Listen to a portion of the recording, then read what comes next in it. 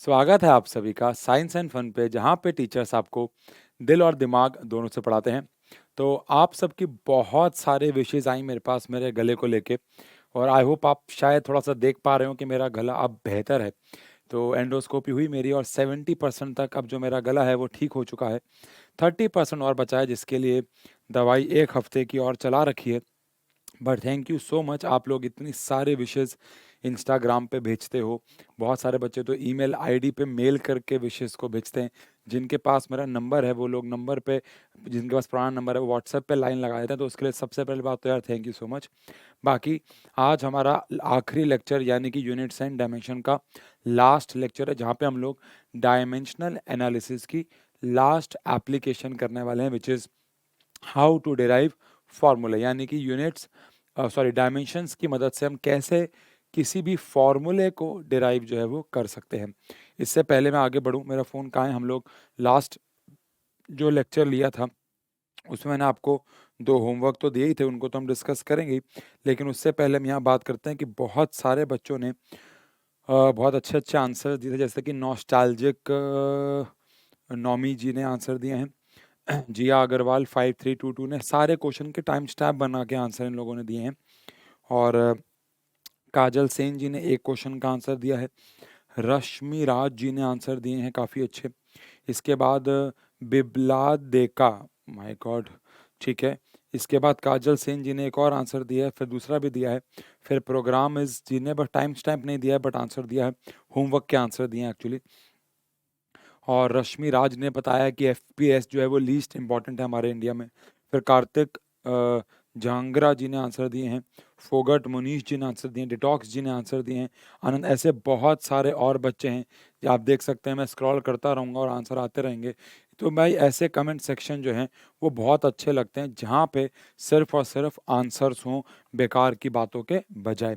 तो इसके लिए बहुत बहुत शुक्रिया कि आपने वो डेकोरम मेंटेन किया हुआ है कमेंट सेक्शन पे आंसर्स का, जिससे कि जो बेकार के कमेंट्स हैं अगर वो आएंगे भी तो वो बहुत नीचे छुप जाते हैं। इससे लेक्चर और इफेक्टिव हो जाता है, पहली बात। दूसरी बात, आप लोगों को 2 सवाल होमवर्क में दिए गए थे, एक बार उनको डिस्कस कर लेते हैं। पहला सवाल था कि 3.3 केजी क्यूब मीटर -1 सेकेंड -2 को आपको सीजीएस में कन्वर्ट करना है। तो आप सबको पता है कि आंसर करने से पहले, मतलब कि काम करने से पहले, सबसे पहले तो आपको केजी क्यूब मीटर -1 सेकेंड -2 के डायमेंशंस जो हैं वो लिखने पड़ेंगे, है ना भाई? तो केजी के लिए आपको पता है मास आएगा यानी एम, जिसकी पावर हमारे पास आ जाएगी 3। मीटर यानी कि एल की पावर -1 और टी की पावर -2 आ जाएगा। अब आपको फॉर्मूला अगर याद हो तो N2 is equal to N1, अब तक तो याद हो गया होगा।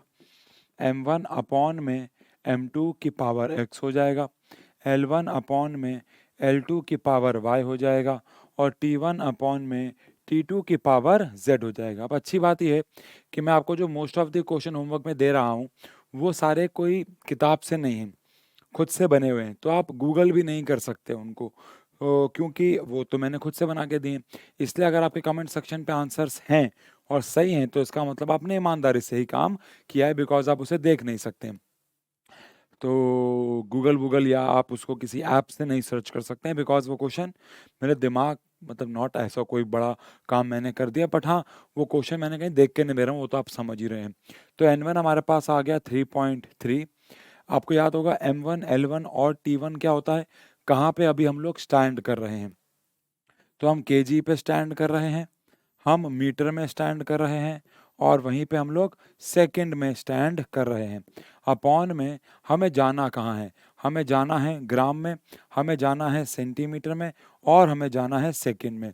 और पावर क्या आ जाएगी? -2। यहाँ पे पावर क्या आ जाएगी? -1। और यहाँ पे पावर क्या आ जाएगी? 3। तो ये मेरे पास 3.3 केजी है, ग्राम है। ऊपर मेरे पास 1000 ग्राम आ जाएगा, अपॉन में ग्राम की पावर 3।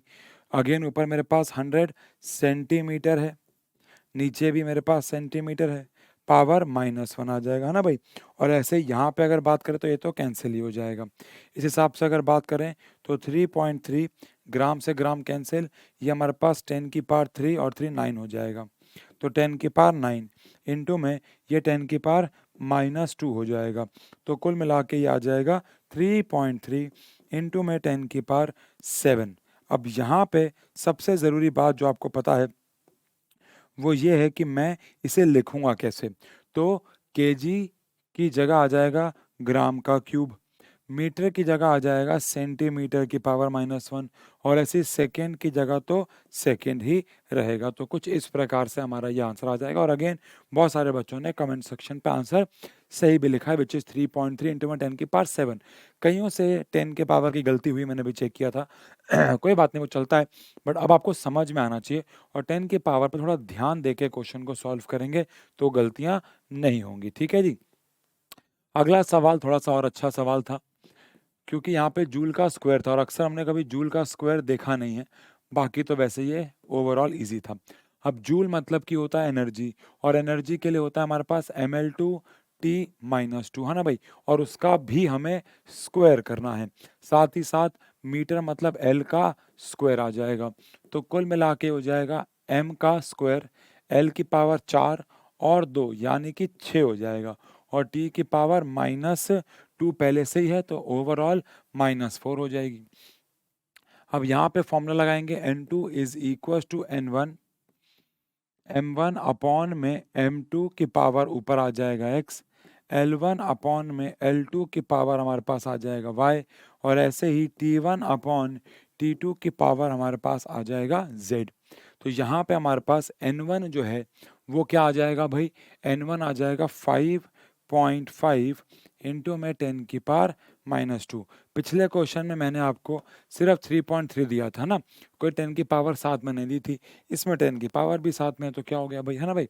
तो यहाँ पे काम खड़े हैं, ऑब्वियस सी बात है, हम SI यूनिट में खड़े हुए हैं तो केजी में खड़े हैं, मीटर में खड़े हैं और सेकंड में खड़े हैं।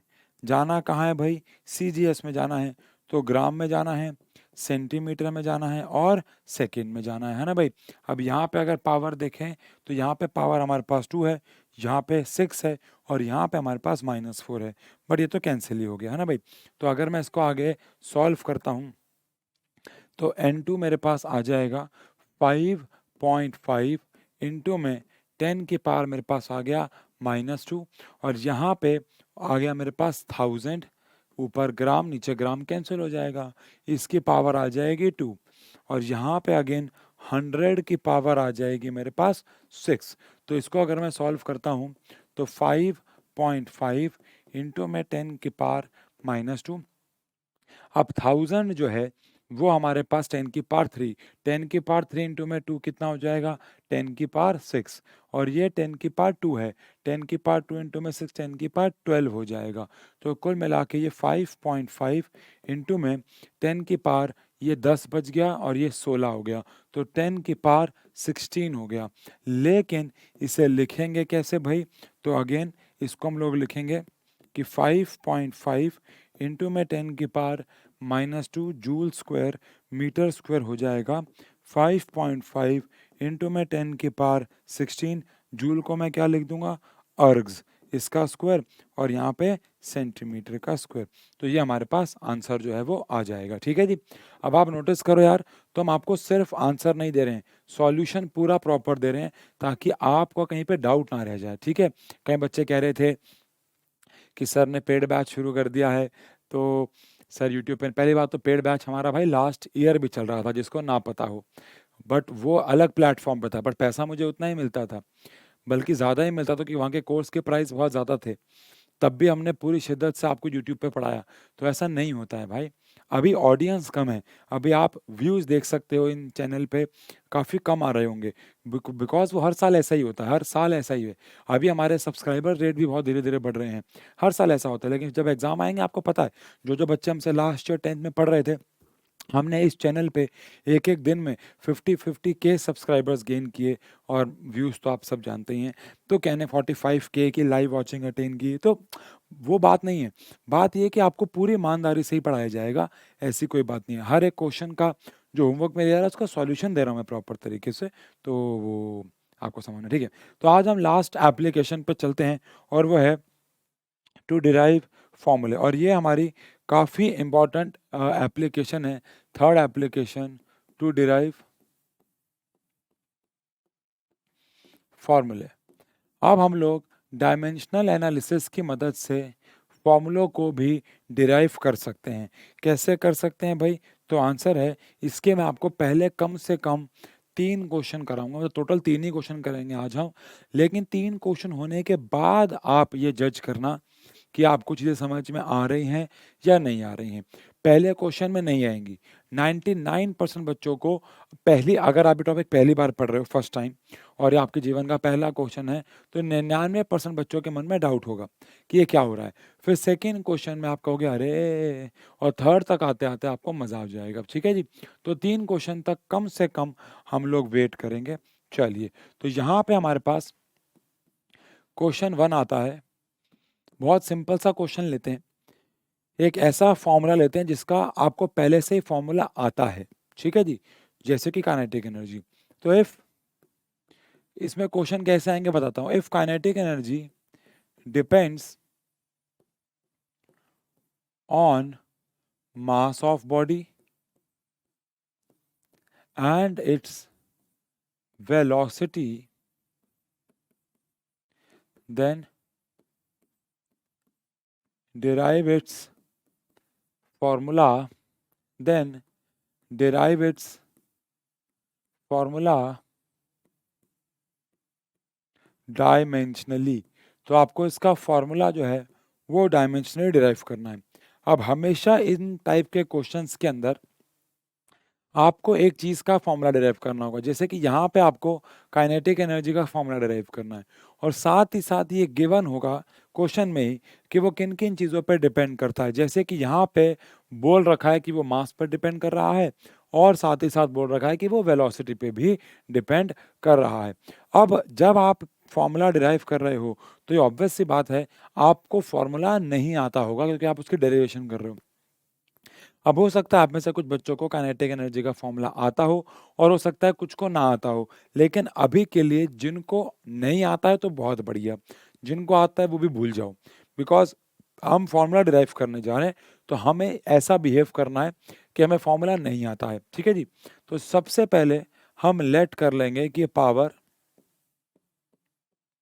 ऑफ मास जो है, मास की पावर x है और पावर ऑफ वेलोसिटी जो है वो y है। तो ध्यान से सुनो, अगर ऐसा है तो काइनेटिक एनर्जी प्रोपोर्शनल हो जाएगी बिकॉज़ क्वेश्चन में बोला हुआ है कि काइनेटिक एनर्जी इन पे डिपेंड कर रही है। अब कैसे डिपेंड कर रही है? डायरेक्टली प्रोपोर्शनल है या इनवर्सली है ये नहीं पता। अगर x और y की पावर प्लस में आती हैं, तो वो डायरेक्टली प्रोपोर्शनल हो जाएगा और x या y की पावर यानी कि वैल्यू माइनस में आ जाती है, तो इसका मतलब है वो इनवर्सली हो जाएगा। और x और y की वैल्यू में से कोई 0 आ जाए, इसका मतलब है कि काइनेटिक एनर्जी उस चीज़ पे डिपेंड करती ही नहीं होगी।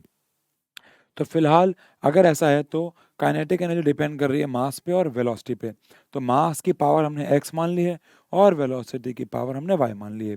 अब जब भी हम प्रोपोर्शनल का साइन हटाते हैं और इक्वल लगाते हैं, तो हमें कांस्टेंट लगाना पड़ता है और इस केस में वो कांस्टेंट हमने जो लगाया है वो k है। तो हमारे पास फिलहाल काइनेटिक एनर्जी आ जाता है k m की पावर x v की पावर y। मुझे पता है आप कहोगे कि हमें तो काइनेटिक एनर्जी का फॉर्मूला पता है। मैं फिर बोल रहा हूँ, यहाँ तो मैंने क्वेश्चन ही ऐसा दिया है कि आपको फॉर्मूला पहले से पता है क्योंकि फर्स्ट क्वेश्चन है। सेकंड और थर्ड क्वेश्चन ऐसा होगा जहाँ पे आपको फॉर्मूला पता ही नहीं होगा पहले से ही, ठीक है ना? चलो, बाकी आप समझ जाओगे। अब अगर याद करो, अगर ये इक्वेशन करेक्ट है, हमने ये सेकंड लेक्चर में पढ़ा था कि अगर ये इक्वेशन करेक्ट है, तो इसके डायमेंशंस भी करेक्ट होंगे ही होंगे। यानी अगर ये इक्वेशन करेक्ट है, तो एलएचएस और आरएचएस के जो डायमेंशंस होंगे उनको बराबर होना होगा। तो इफ इक्वेशन इज करेक्ट, अगर इक्वेशन करेक्ट है तो फिर एलएचएस के जो डायमेंशंस होंगे वो बराबर हो जाने चाहिए आरएचएस के डायमेंशन के। तो काइनेटिक एनर्जी का भले आपको फॉर्मूला ना पता हो, लेकिन काइनेटिक एनर्जी एक एनर्जी है और एनर्जी के डायमेंशंस मैंने आपको बताया था शायद। दुनिया में कोई भी एनर्जी हो, दुनिया में सारे प्रकार की एनर्जीज के जो डायमेंशंस होते हैं वो ml2t-2 ही होते हैं। तो यहाँ पे काइनेटिक एनर्जी के डायमेंशन हमें निकालने होंगे कि एक कांस्टेंट है उसके कोई डायमेंशन नहीं होंगे, है ना? मैंने ये x थोड़ा उधर लगा दिया है, आप कंफ्यूज मत हो जाना भाई, है ना? हम्म ठीक है। सॉरी। तो यहाँ पे के कोई डायमेंशन नहीं होंगे, लेकिन वहीं पे मास के लिए हम लोग क्या लगाएंगे, कैपिटल एम, उसकी पावर एक्स लगाएंगे, और वेलोसिटी के लिए लगा देंगे एल टी माइनस वन, उसकी पावर हमारे पास वाई आ जाएगी। ठीक है जी। अब काइनेटिक एनर्जी के लिए एक स्टेप और लिख दूं, ताकि आप अगेन यार देखो, छोटी छोटी बातों पे कई बच्चे कंफ्यूज हो जाते हैं, हर बच्चे को देख के चलना पड़ता है। तो यहाँ पे m की पावर x है और वेलोसिटी की पावर y है। पहले ऐसा कर लेते हैं, आओ। अब काइनेटिक एनर्जी के डायमेंशन हो जाएंगे ml2t-2, मास के लिए हो जाएगा m की पावर x, और वेलोसिटी हो जाएगा lt-1 की पावर y। तो इस हिसाब से हमारे पास हो जाएगा ml2t-2। अब एक सलाह दे रहा हूँ, जीवन भर काम आएगी। RHS को आपको कब तक सॉल्व करना है, जब तक वो MLT की फॉर्म में नहीं आ जाता। RHS को आपको कब तक सॉल्व करना है, जब तक वो MLT की फॉर्म में नहीं आ जाता। तो आओ सॉल्व करें। तो m की पावर x हो गई, l की पावर y हो गई, t की पावर माइनस y हो गई। अब ये MLT की फॉर्म में आ गया है। अब मैं LHS और RHS को कंपेयर कर सकता हूं, क्योंकि ये भी MLT की फॉर्म में है और ये भी। तो ऑन कंपेयरिंग, अगर मैं कंपेयर करूं, तो यहाँ पे m की पावर 1 है और वहाँ पे m की पावर जो है वो x है। तो उस हिसाब से हमारे पास x की वैल्यू जो है वो तो 1 आ जाती है। क्यों भाई, समझो, क्योंकि इस साइड पे m की पावर 1 थी और इस साइड पे m की पावर x थी। यहाँ पे m 1 है और यहाँ पे m x है। अब यहाँ पे l2 है और यहाँ पे l की पावर y है। तो अगेन इसी हिसाब से हमारे पास y जो है वो 2 आ जाएगा, y जो है वो 2 आ जाएगा। अब हम ये वैल्यू पुट कर देंगे। तो putting x and y in first equation, अगर ऐसा है तो काइनेटिक एनर्जी का फॉर्मूला मेरे पास आ जाएगा k, m की पावर x थी विच इज 1 और v की पावर y थी विच इज 2। तो काइनेटिक एनर्जी मेरे पास आ जाएगा k m v स्क्वायर। तो ये मेरे पास फॉर्मूला आ जाएगा। अब आप सोच रहे होगे यार कि काइनेटिक एनर्जी का फॉर्मूला तो हाफ एम वी स्क्वायर। पहली बात तो देखो एम वी स्क्वायर आ गया है, दोनों x और y की वैल्यू पॉजिटिव आई है, इसका मतलब काइनेटिक एनर्जी मास और वेलोसिटी के पहली बात तो डायरेक्टली प्रोपोर्शनल होती है। दूसरी बात v के भी स्क्वायर होती है, क्योंकि यहाँ पे v का स्क्वायर आया है और हम पहले से ही काइनेटिक एनर्जी का फॉर्मूला जानते हैं। अब अगर मैं आपसे पूछूं कि यहाँ पे k क्या है, वेयर k, तो क्या आप k कांस्टेंट बोलोगे या k की वैल्यू हाफ बोलोगे?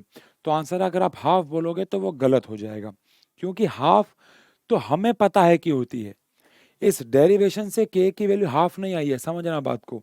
यहाँ पे k हमारे लिए एक कांस्टेंट है, हमें नहीं पता है, हमसे मत पूछो ना कि ये k की वैल्यू क्या है। k एक कांस्टेंट है और इस तरीके से हमारे पास काइनेटिक एनर्जी का फॉर्मूला आ गया। एक छोटा सा फॉर्मेट है जो आपको बस याद रखना है।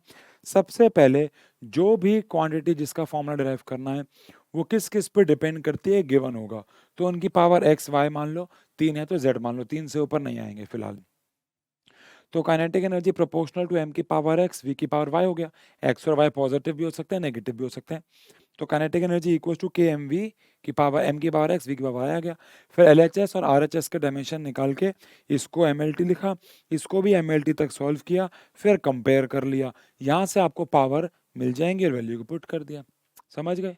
अब ये क्वेश्चन समझने के बाद कंप्लीटली आपको चीज़ समझ में नहीं आती, लेकिन सेकंड क्वेश्चन करने पे आपको आ जाएंगी, खासकर जब आपको फॉर्मूला ही नहीं पता होगा कि क्या आने वाला है। ठीक है जी। जैसे कि आओ देखो, मान लो क्वेश्चन आया कि if force of a body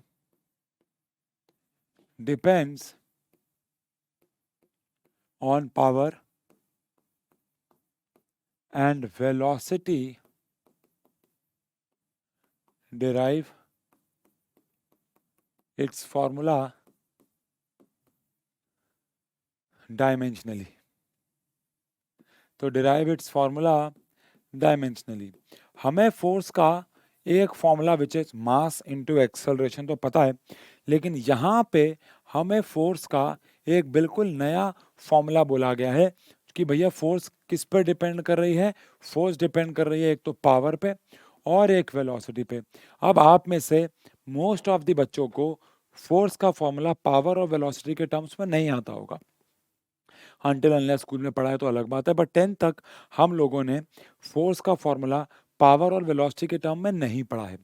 तो इसलिए ये क्वेश्चन और इंटरेस्टिंग हो जाएगा डिराइव करना, क्योंकि हमें पता ही नहीं है क्या आंसर आने वाला है।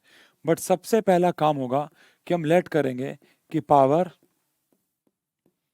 ऑफ पावर, ये पावर रेज टू पावर है और ये हमारी फिजिक्स वाली पावर है, इसकी पावर एक्स मान लेते हैं।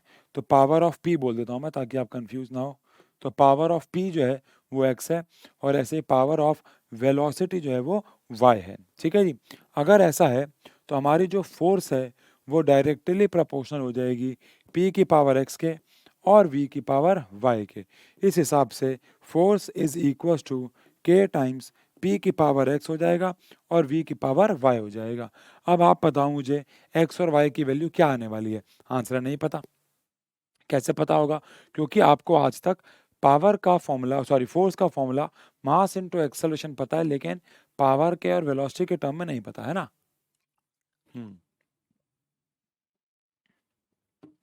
सॉरी यार। ये दवाइयाँ ऐसी ऐसी दे रखी हैं इन लोगों ने ना, डॉक्टर साहब ने, कि वो बहुत ज़्यादा गले को सुखा देती हैं। प्लस मैं कॉफ़ी भी बहुत पीता हूँ, तो कॉफ़ी भी गले को बहुत सुखाती है ना। एंडोस्कोपी, साइंस ने बहुत तरक्की कर ली है यार। पहले गले में अगर कोई प्रॉब्लम हो तो कैसे पता लगती होगी, है ना। आज के डेट में कैमरा घुसेड़ देते हैं मुंह के अंदर। एंडोस्कोपी हुई थी, मुंह के अंदर एक लंबा सा कैमरा था, घुसेड़ दिया, और आगे लंबी सी स्क्रीन लगी हुई है, सब दिख रहा है उसके अंदर क्या हो रहा है क्या नहीं हो रहा है गले के अंदर। चलो खैर, साइंस के तो फायदे हैं ही काफ़ी बच्चों। ये हमारे पास फर्स्ट इक्वेशन आ गई। अब हमें क्या करना है, सेम वही। अगर ये करेक्ट है तो एलएचएस और आरएचएस के डायमेंशन जो होंगे वो बराबर होंगे, है ना। तो again if equation is correct then, अगर ये इक्वेशन करेक्ट है तो एलएचएस के जो डायमेंशंस होंगे वो बराबर हो जाएंगे आरएचएस के डायमेंशंस के। एलएचएस के जो डायमेंशंस होंगे वो आरएचएस के डायमेंशन के बराबर हो जाएंगे। अब एलएचएस में तो फोर्स है और फोर्स के डायमेंशन तो हमें पता ही है, और आरएचएस में कौन है, पावर की पावर एक्स और वेलोसिटी की पावर वाई। अब फोर्स के लिए हमारे पास एम एल टी -2 आ जाएगा।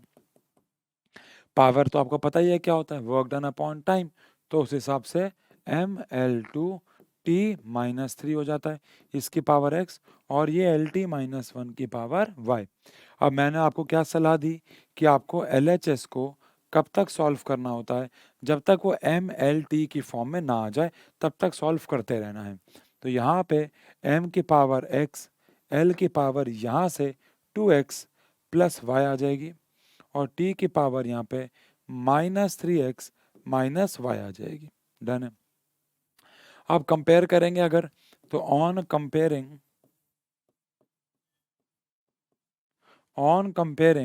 यहाँ पे m की पावर 1 है, यहाँ पे m की पावर x है, तो x की वैल्यू हमारे पास 1 आ जाएगी। समझ गए।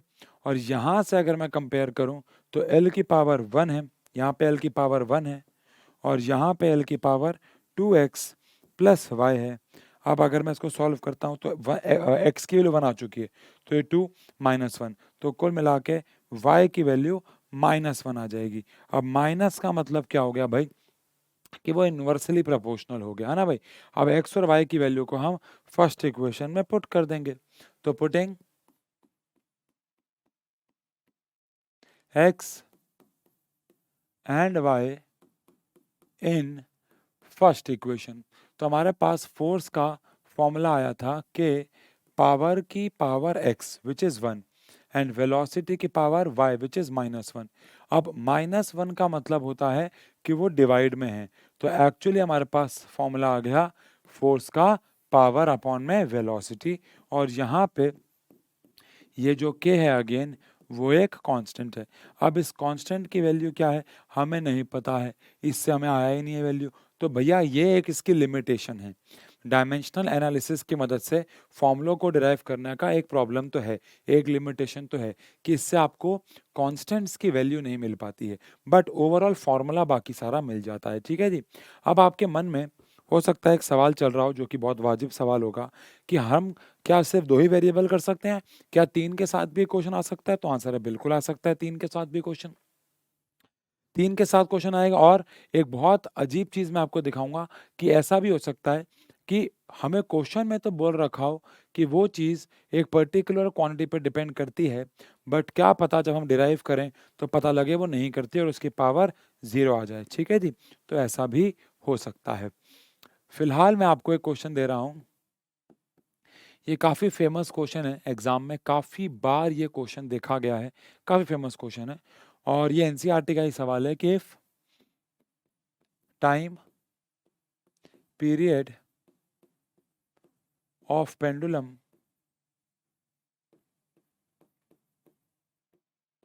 Depends on mass of Bob,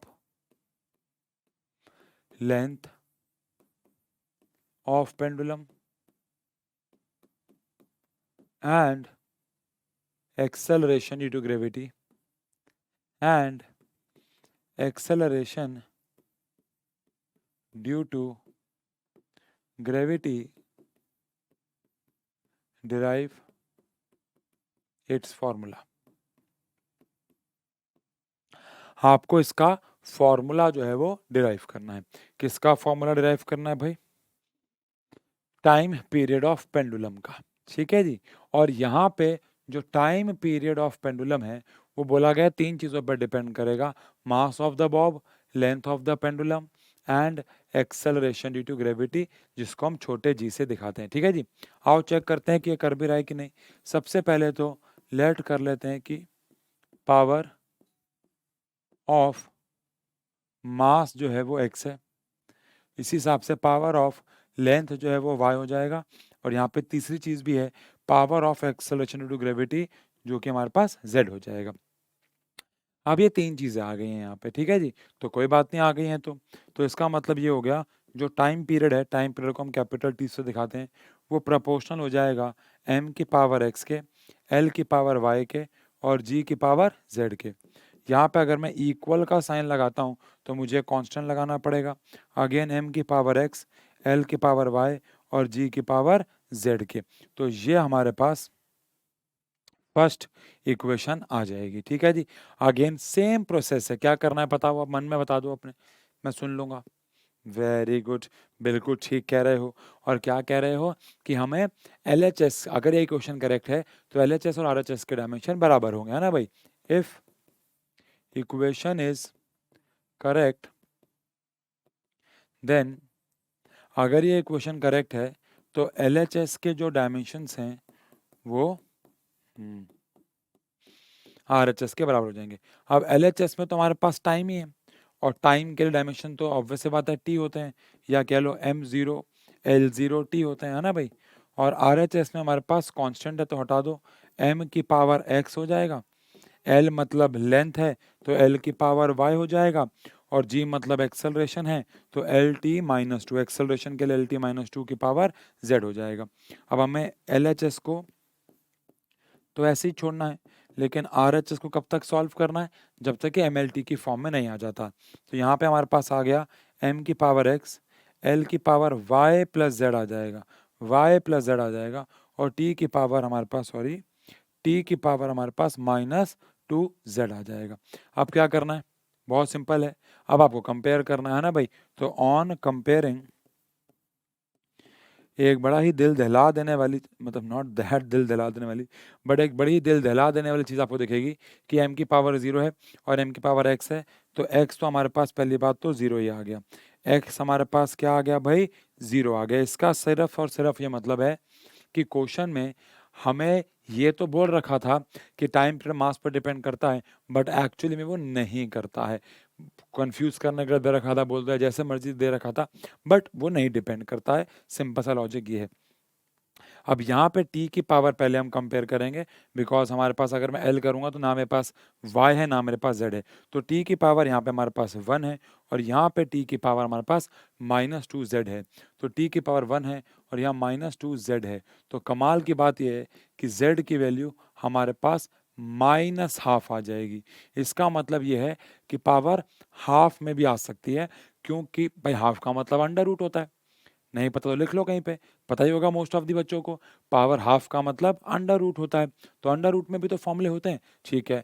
also यहाँ पे अगर हम L की बात करें तो L की पावर 0 है, और वहाँ पे y प्लस जेड है ना भाई। देखो आप, L की पावर यहाँ पे क्या है 0, और यहाँ पे y प्लस जेड है, और हमारे पास z की जो वैल्यू है वो माइनस हाफ आ चुकी है।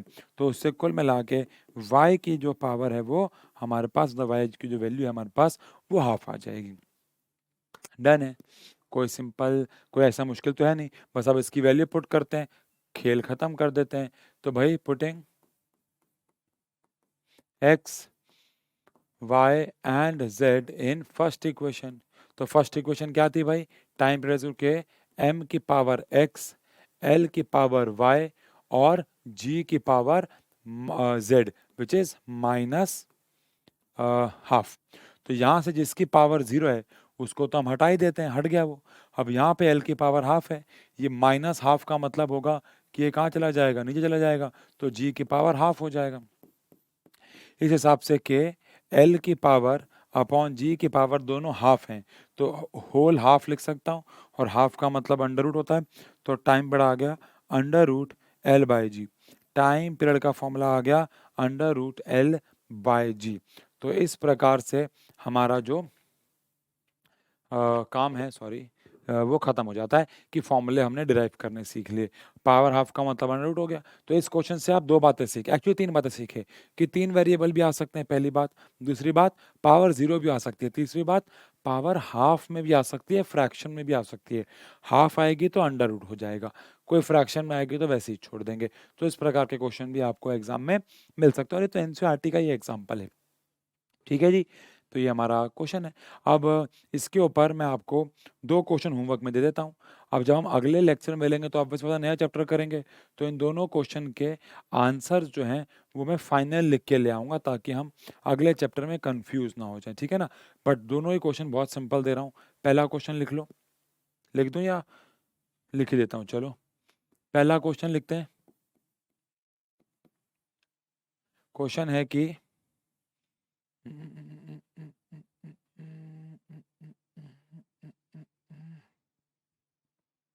पहला थोड़ा आसान दे देते हैं कि if energy of a body depends